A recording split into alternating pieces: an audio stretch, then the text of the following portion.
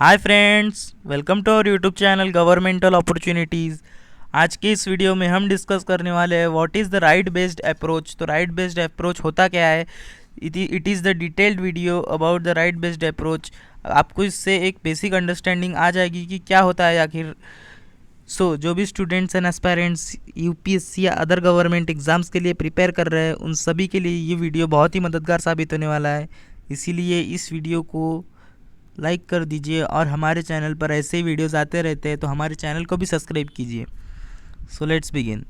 In any democracy the rights of the underprivileged need to be specially protected. यानी कि चाहे फिर वो कोई भी डेमोक्रेसी हो वर्ल्ड की, उसमें जो गरीब सेक्शन होता है या फिर जो हम कह सकते हैं कि थोड़ा सा वल्नरेबल सेक्शन होता है, उसकी जो राइट्स है ये कभी छेड़े ना जाए और फिर उसके राइट को हमेशा इंश्योर किया जाए, सिक्योर किया जाए, प्रोटेक्टेड रहे उसके राइट्स। ऐसा एक डेमोक्रेसी का इंपॉर्टेंट फीचर होता है। India has followed the path of right based social welfare policies to guarantee the social right of the people. यानी कि इंडिया ने एक पैथ अपनाया है, कौन सा, तो right based social welfare policy का। तो ये क्या कहता है कि ये जो पॉलिसीज़ का जो ये इंडिया ने पैथ अपनाया, ये जो राइट्स होते हैं, सोशल राइट्स होते हैं पीपल के, वो सिक्योर करते हैं, उनको इंश्योर करते हैं, उनकी गारंटी लेते हैं कि किसी भी कोई भी इंडिविजुअल का राइट को वॉयलेट ना किया जाए। The framework is based on 4 pillars: right to information, right to education, right to work and right to food. तो ये जो पैथ इंडिया ने चूज़ किया है, ये 4 चीज़ों पे बेस्ड है: right to information, right to education, right to work and to right to food. यानी कि राइट टू इन्फॉर्मेशन यानी कि जो लोगों के बीच, लोगों को जो भी गवर्नमेंट काम कर रही है पूरी ट्रांसपेरेंसी के साथ लोगों को उसकी इन्फॉर्मेशन हो। देन राइट टू एजुकेशन यानी कि शिक्षा का अधिकार। देन राइट टू वर्क यानी कि हाँ, एवरी इंडिविजुअल को एम्प्लॉयमेंट होनी चाहिए, ये एक अधिकार के तौर पर देखा गया है। और राइट टू फूड यानी कि सबको खाना मिलना चाहिए।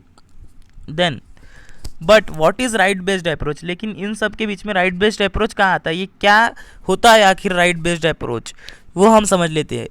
In the decades after independence India was made towards more and more democratisation of India. तो जो प्रोग्रेस थी इंडिया के द्वारा, वो किसकी तरफ की गई थी कि इंडिया को ज़्यादा से ज़्यादा डेमोक्रेटिक बनाया जाए, डेमोक्रेटिक कंट्री बनाया जाए। तो उसके लिए क्या किया गया है कि जब इंडिपेंडेंस मिली थी, तो उस वक्त जो सरकार का नज़रिया था लोगों को देखने का, वो सिर्फ एक बेनिफिशियरीज कंसिडर करते थे लोगों को। यानी कि जैसे कि राइट टू एजुकेशन हम ले, तो वो एक लोगों का राइट ना मानते हुए सिर्फ लोगों को उससे लाभ होगा एजुकेशन लेने से, ऐसा गवर्नमेंट सोचती थी।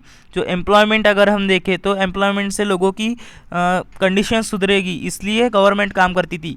लेकिन but in the last few decades development is considered as the right of the citizen. यानी कि जो भी 2020s के बाद कह लीजिए या 1990s के बाद पिछले कुछ डिकेड से हम देखते आ रहे हैं कि गवर्नमेंट का नज़रिया थोड़ा चेंज होते हुए हमें देखने को मिला है।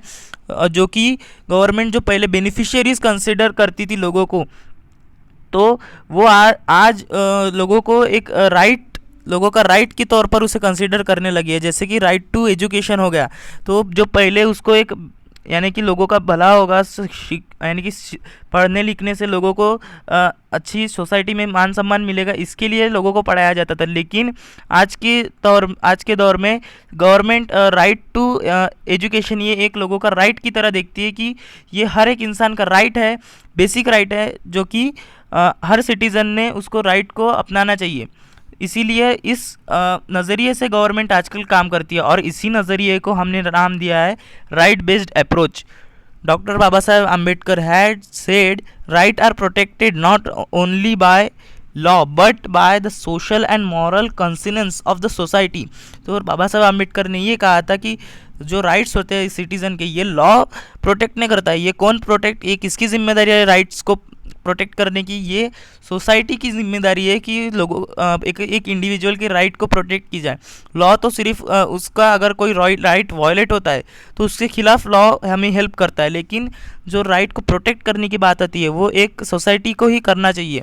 किसी की भी इंडिविजुअल का राइट कोई छीना ना जाए, ये सोसाइटी का काम होता है।